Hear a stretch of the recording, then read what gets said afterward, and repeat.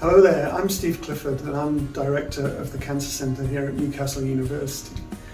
Our work here is focused on undertaking laboratory research and delivering it right through into the clinic to benefit patients. And we're going to spend the next few minutes hearing from a few of our colleagues who've been recently funded by Cancer Research UK.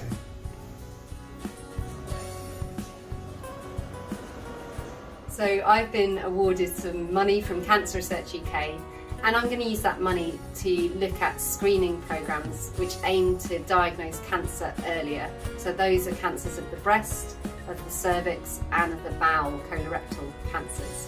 What we're interested in doing with the money is finding out which places are places where people are not very willing to go to screening for whatever reason that is, and specifically to then use a bit more of that money to examine what it is about the screening programmes that might be changed to make it easier for people to go along and be diagnosed with cancer earlier.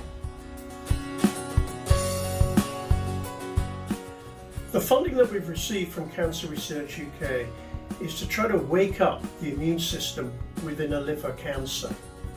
So liver cancer contains a number of different immune cell types, the most important one probably being the cytotoxic T cell, which kills the tumour.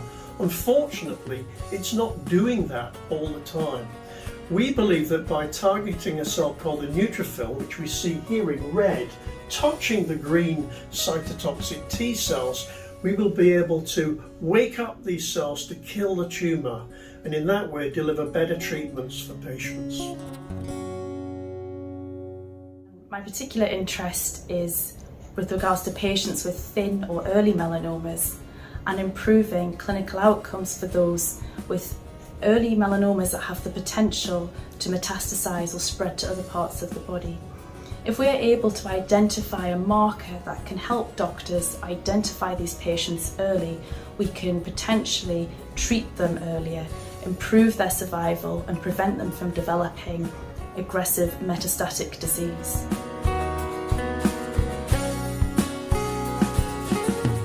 So we found that some bowel cancers have mutations in their mitochondrial DNA, and these mutations are important because they can change the way that cancer cells use nutrients to fuel their growth.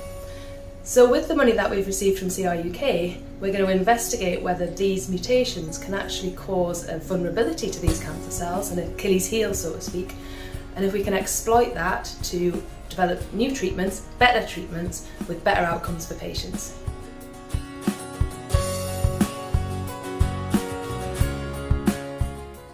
So I hope that gives you a sense of the groundbreaking work that's going on here at the Newcastle University Centre for Cancer, with the patient right at the heart of that work, trying to take findings from the laboratory right through into the clinic to benefit patients.